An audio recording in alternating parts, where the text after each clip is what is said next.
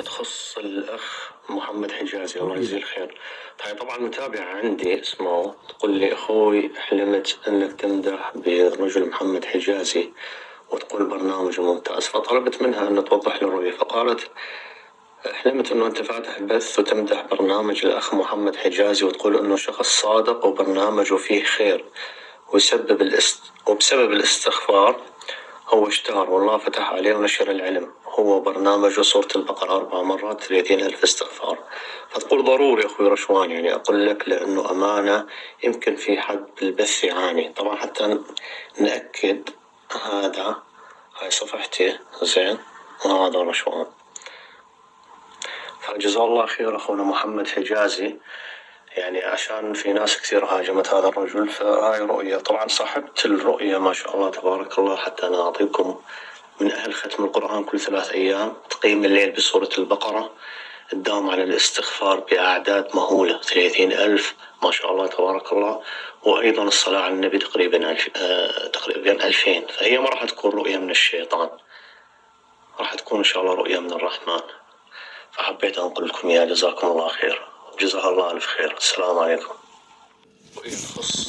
طيب نسمع هذا الأخ، هو لاعب كرة قدم، يقول بلعبة كرة القدم لازم الاستغفار، فكانت المفاجأة. نشوف شو بيحكي.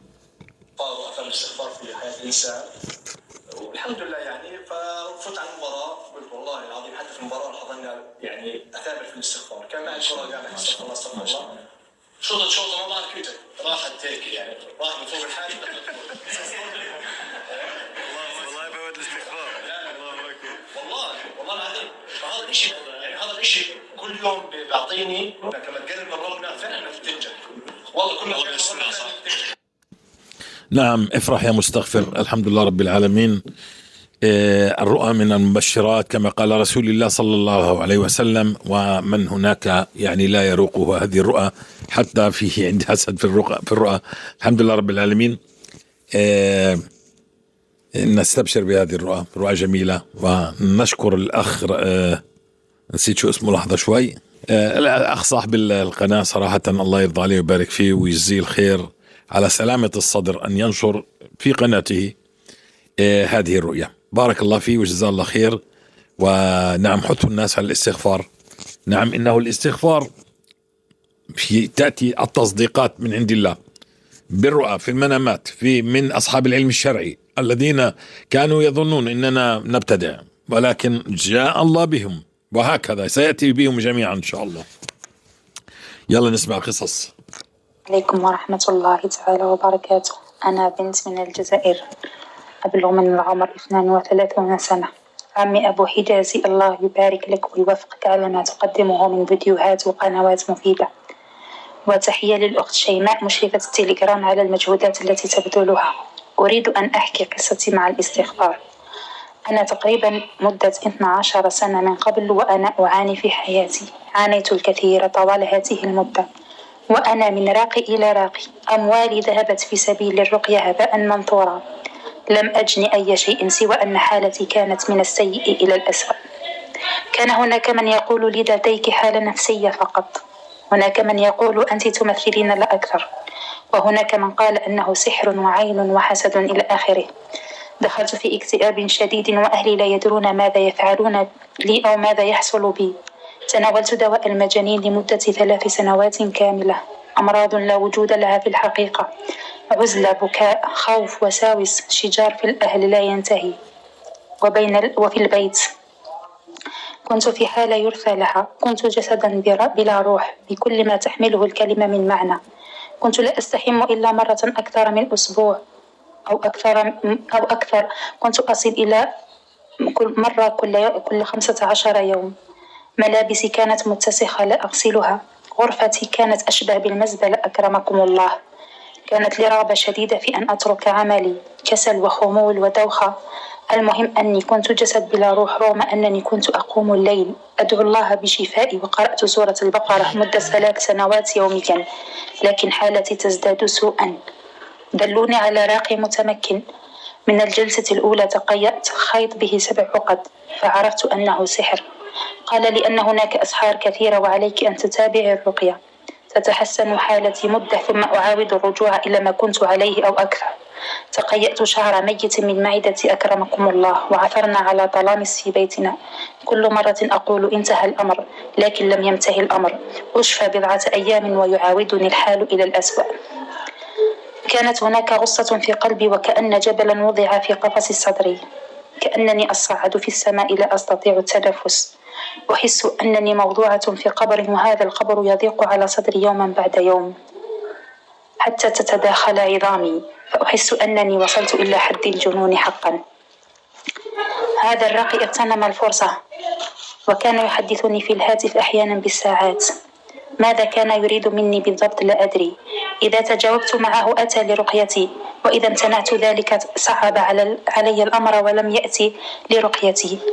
حتى أنه كان يريد أن ألتقي به خارجا وبمفردي.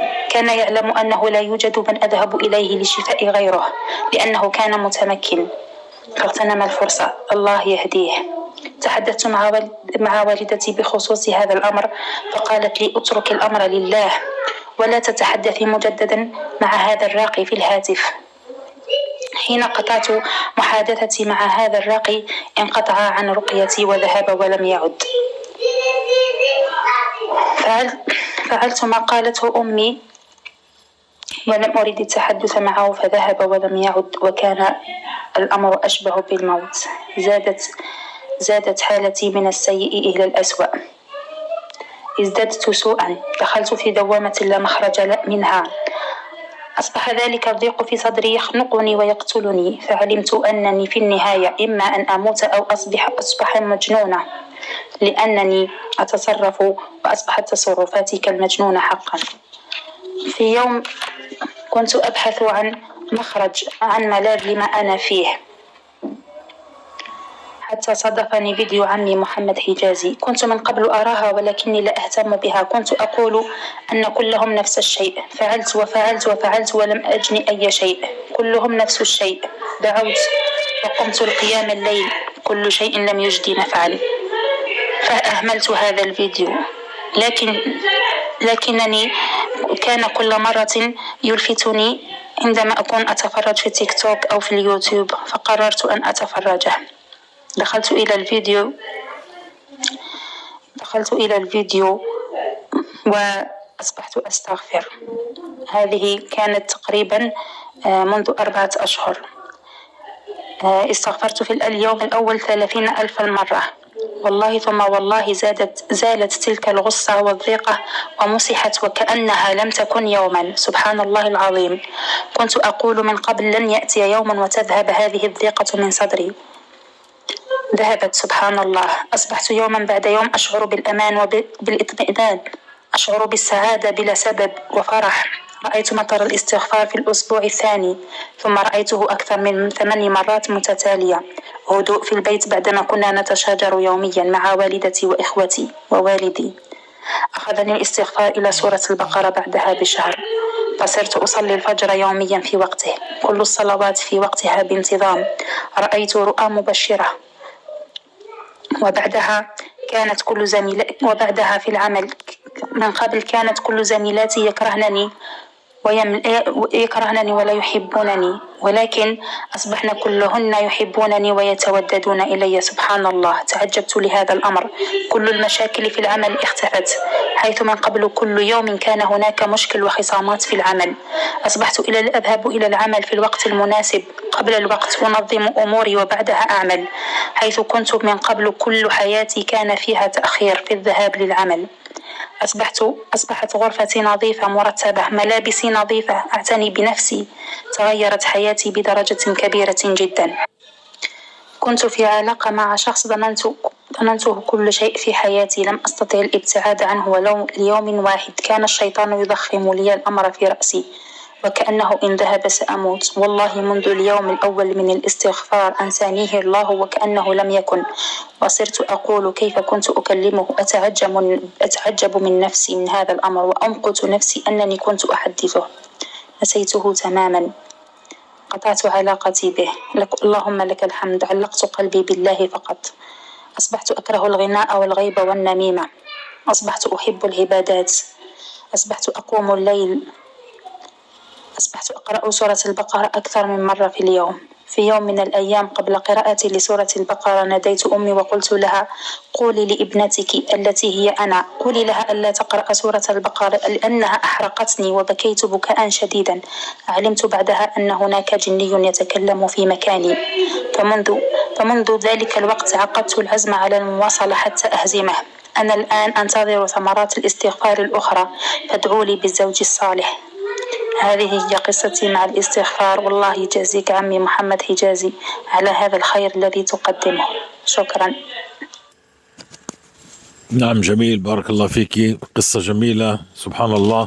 هذا يؤكد كل كلامي الذي قلته، إنكم عندما تذهبون إلى الراقي سيبطل السحر ويأتي الشيطان ب10 أسحار إذا لم تتوبوا إلى الله، وعلى الراقي أن يتقي الله. ثم إن هناك من الرقى كما قالت، يعني تتمدد الفتاة أمامه وهي تحته وكأنه يرقيها، وهذا كله لا يرضي الله. ديروا بالكم، اتقوا الله، خافوا الله، ديروا بالكم من هذه الحرام كله. والزوج فليخاف على زوجته، والأب يخاف على ابنته.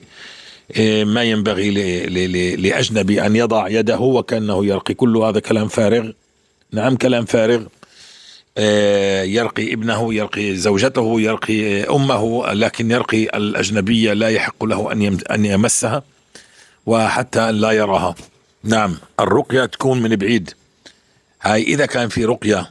ولكن كمان مرة، إذا لم يبين هذا الراقي أنه سبب كل التعطيلات هي الذنوب، سيبطل سحر ويأتي ب10 أسحار الشيطان. اتقوا الله، خافوا الله. عندما تتوب إلى الله بتصير الحرمة كبيرة، بتصير واحد يعني عنده احترام لنفسه. في كمان نأخذ كمان في قصة، لحظة، يلا لحظة. يعني في هناك كمان رؤية جميلة، لأنه بحب أكحل عينين واحد بهذه الرؤى. سبحان الله.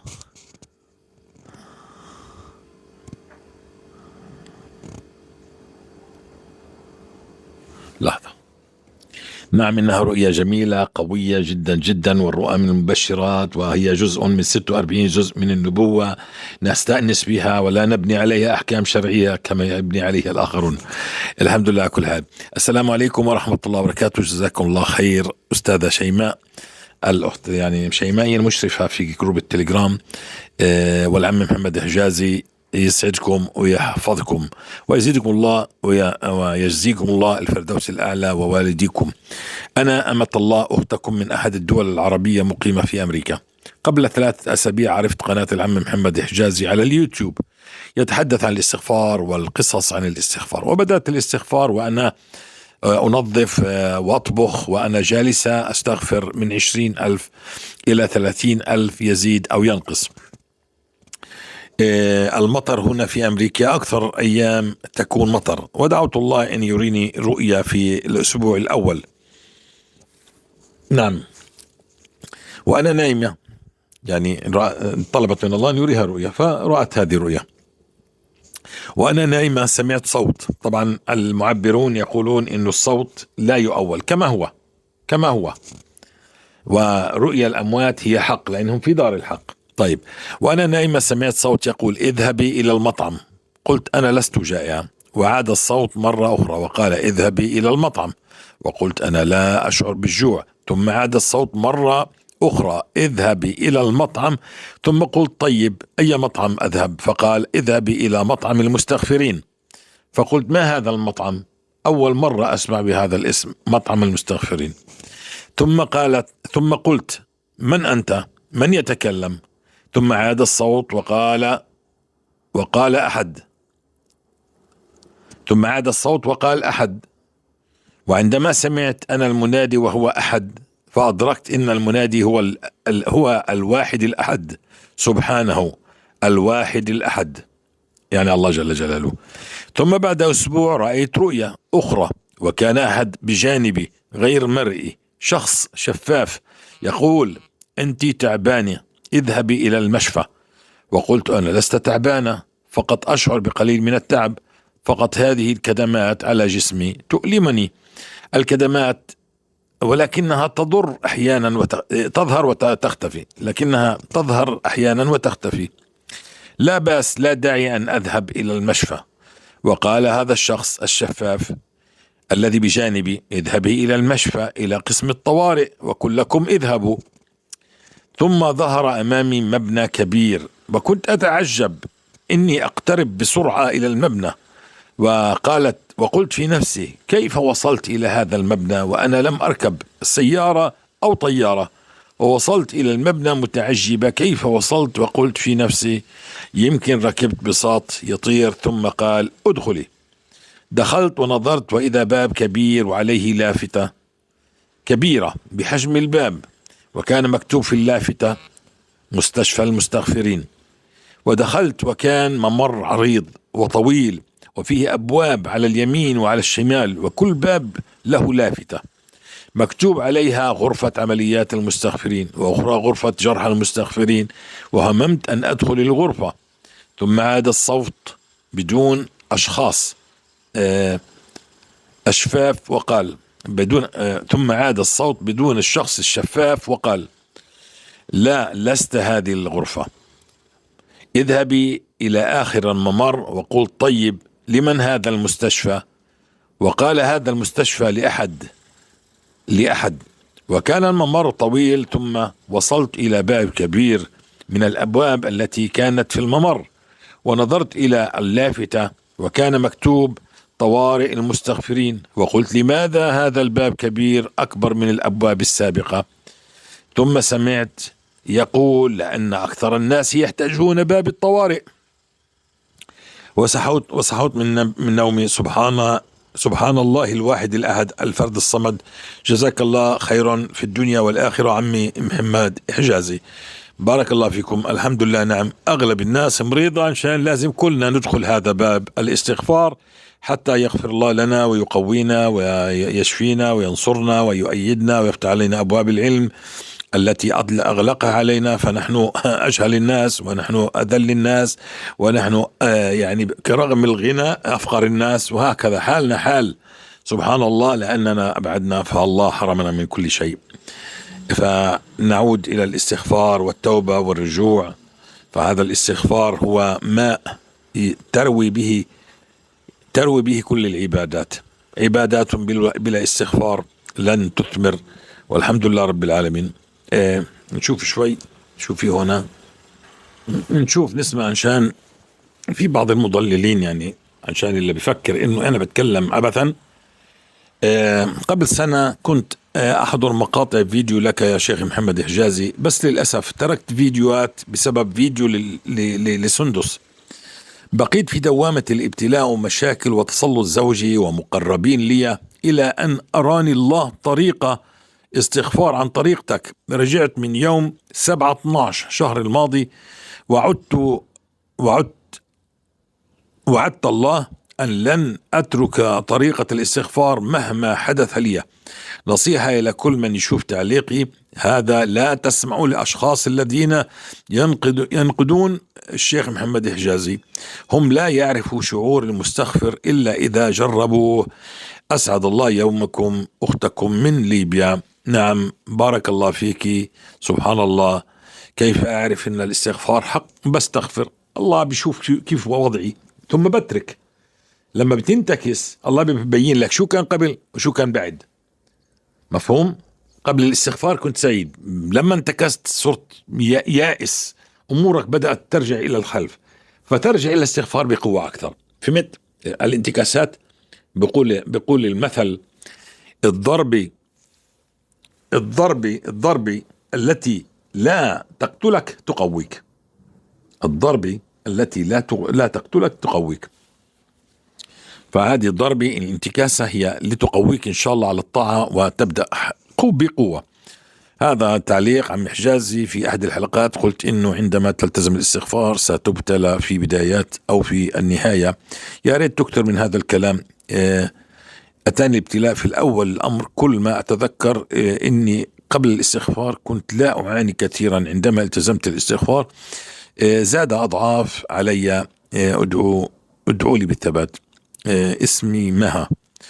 طيب، كمان مرة إحنا يعني هذه الشياطين لا يروقها أنك تستغفر، أنت تتقرب إلى الله بأقرب ما يحب الله بالاستغفار. نعم، أنت عملت يعني قال وعزتك وجلالك لأغوينهم ما دامت أرواحهم في أجسادهم. هاي شغلته جاي هون عشان يغويك.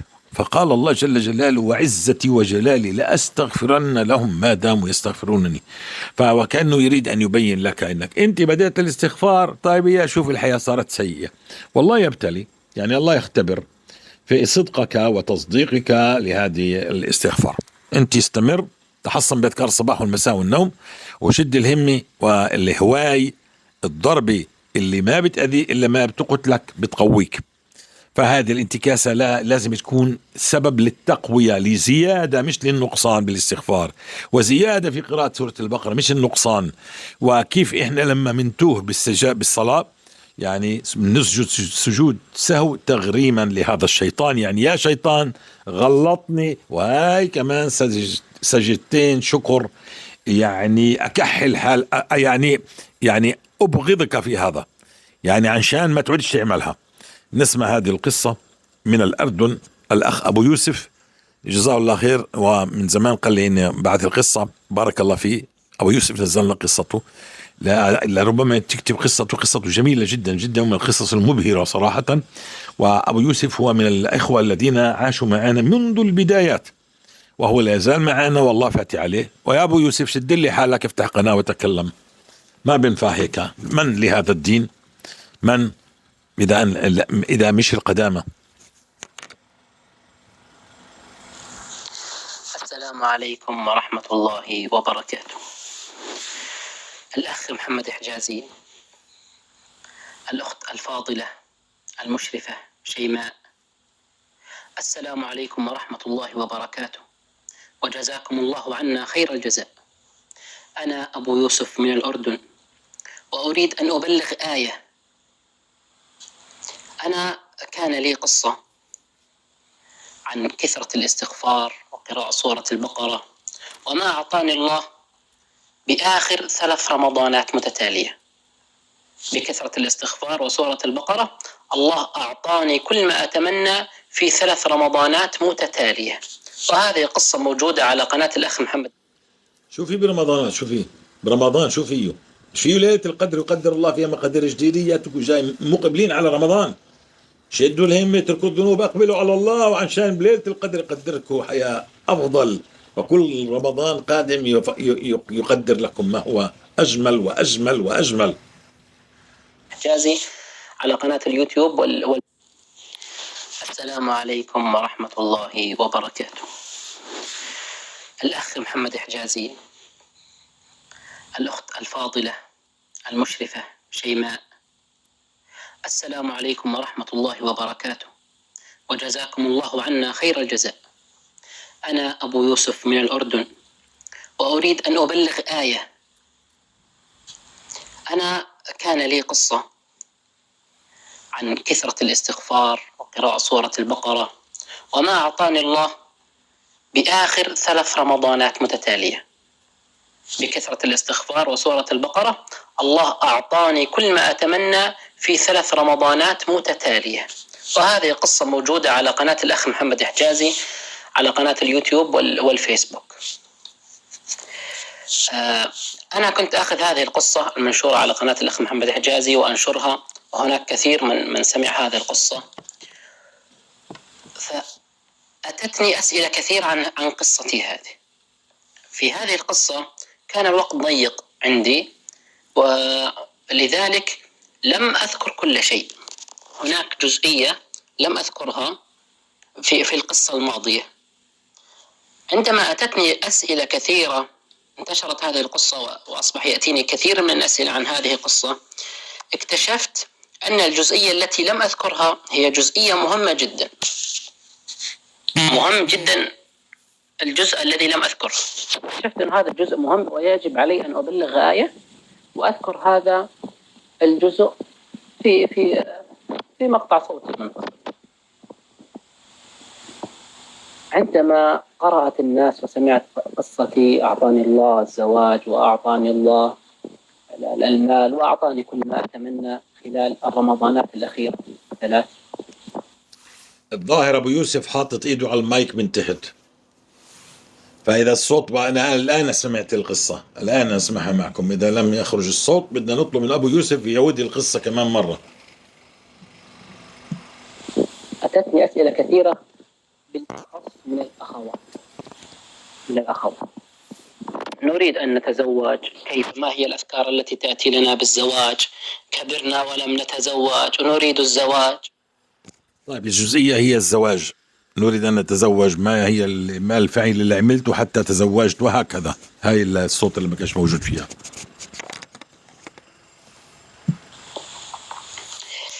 في آخر رمضان اللي هو رمضان 2025، أنا لدي أخوات اثنتان. أكلت هم أخواتي في العشر الأواخر من رمضان.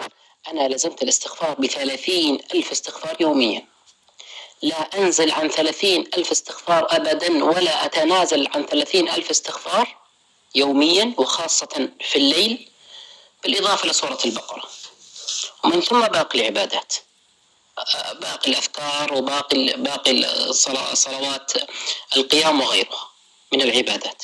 لكن الحجر الأساس الذي وضعته هو كان 30,000 استغفار وسورة البقرة. هذا هو الحجر الأساس، ومن ثم بنيت عليه باقي العبادات في العشر الأواخر من رمضان الماضي.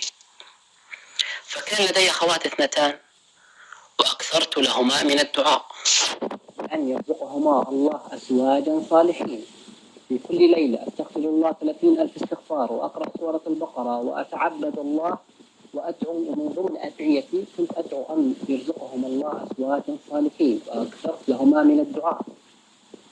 وأيضا أمي من المستغفرات، وهي تستغفر الله بأعداد كبيرة جدا تصل ل30,000 وممكن 40,000. كانت تدعو لهما وأكثرت لهما من الدعاء. والله يا أخواني، والله على ما أقول شهيد، انتهى رمضان وفي أقل من شهر وقبل عيد الأضحى تم عقد قرانهما الاثنتان. تم عقد قران إحداهما، وبعد أقل من أسبوعان تم عقد قران الأخرى في أقل من شهر. والله على ما أقول شهيد. ويا أخوات، الزموا الاستغفار بأعداد. ارحمنا يا ابو يوسف، ارحمنا. وها هو رمضان قادم إلينا، ورمضان على الأبواب، والعشر الأواخر من رمضان فيها ليلة القدر. تعاملوا مع العشر الأواخر من رمضان وكأنها ليلة القدر كلها، 10 أيام. استغفروا وأكثروا من الاستغفار، واجعلوا الاستغفار حالكم، واجعل الاستغفار يعني في الليل والنهار، ولا تلتفت. يقول كثرة الاستغفار هي بدعة، وكثرة الاستغفار لم تثبت. الله في كتابه العزيز يقول: ما كان الله معذبهم وهم يستغفرون. هذه آية في كتاب الله، وما كان الله معذبهم وهم يستغفرون.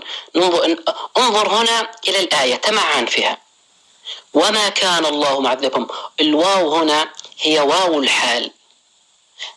بالعربية المتخصصون في اللغة العربية يعلمون هذا الكلام. وما كان الله معذبهم وهم يستغفرون. الواو هنا هي واو الحال، وهم يستغفرون. ما دام لن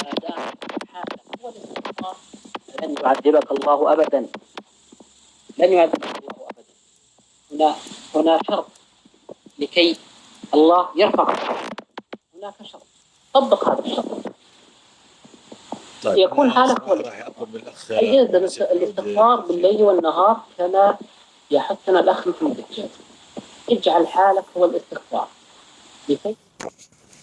طيب ان شاء الله، انا ما بنفعش اسمع هاي القصه يعني صراحه، لكن الله فتح عليه. ساطلب منهم، لانه انا متواصل معه، لانه قديم معي، واطلب منه انه انا ساحاول الان ان ابعث له القصه، واقول له القصه غير.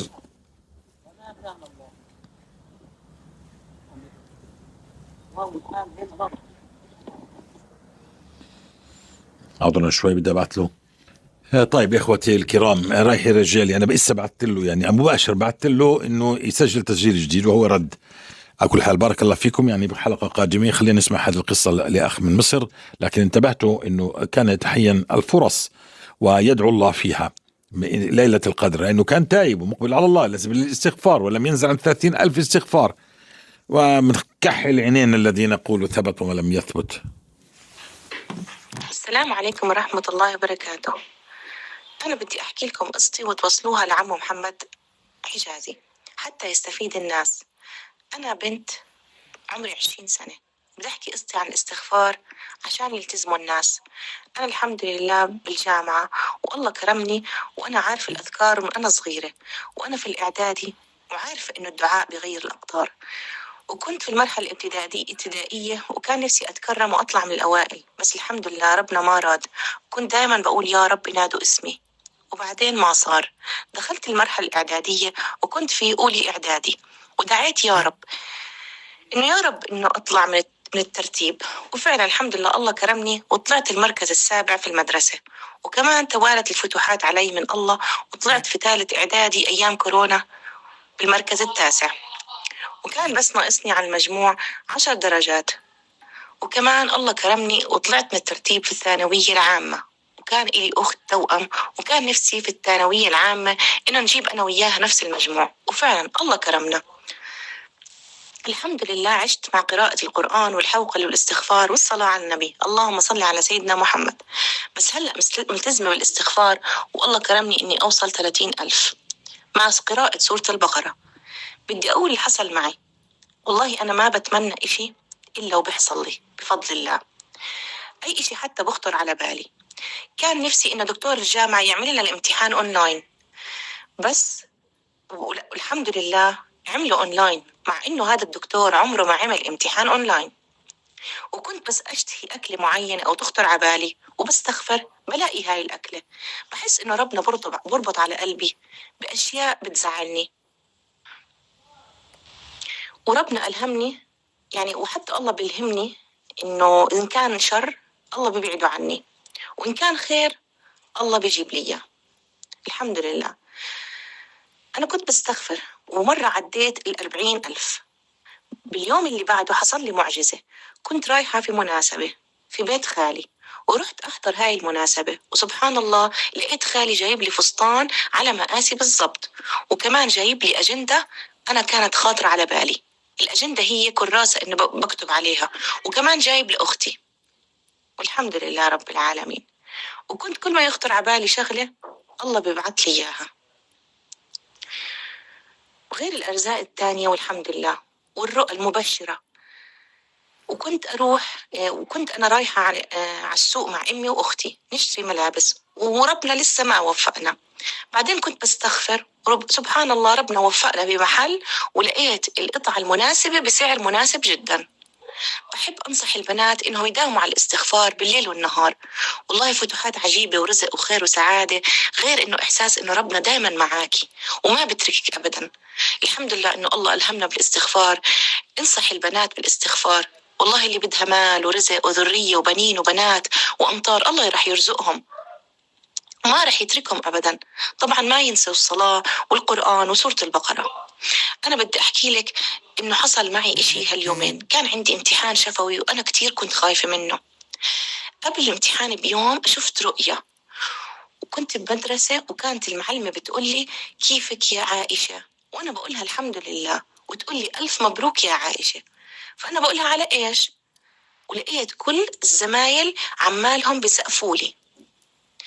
بعدها بيومين رحت على الامتحان الشفوي اللي أنا كنت خايفة منه، والدكتورة سألتني والله كرمني وعرفت أجاوب. والدكتورة قالت لي ممتازة ممتازة يا عائشة، والحمد لله الله كرمني وعدت على خير.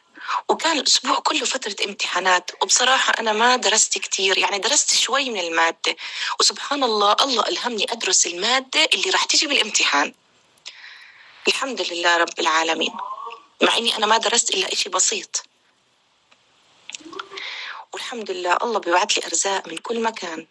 حتى جدتي لقيتها أعطتني 20 جنيه، مع إنه كان مبلغ بسيط، بس أنا كتير فرحت بهذا المبلغ. ولقيت أمي داخلة علي أكرمك الله بحذاء جديد، وكمان جايبت لي كمان أشياء تانية والحمد لله. وكان الفترة اللي بعديها كان في عنا أمراض منتشرة، سبحان الله على وقتي كان المرض خفيف علي، ما أخذ كتير، بس إنه أهلي مرضوا كتير وكان مرضهم شديد. أنا بدي أحكي قصتي عشان الكل يستفيد. أنا ملتزمة بقراءة سورة البقرة يوميا، وكمان الاستغفار أكتر من 30,000 ومرات بوصل 50,000 والحمد لله. يعني بس 30,000 مش من باب تحليل الأوراد زي ما قالنا أستاذ محمد حجازي. المهم إنه نكتر من الاستغفار وربنا رح يكرمنا. وفعلا تأثير الاستغفار على التحصيل الدراسي معجزة. الله لا يعذب مستغفر، والله ما بيخذل مستغفر. الحمد لله رب العالمين. جزاك الله خير. نعم، وكمان رؤى المستغفر هي حق، رؤى المستغفر التائب إلى الله حق إن شاء الله. أصدقكم كلاما أصدقكم رؤى. سلام عليكم.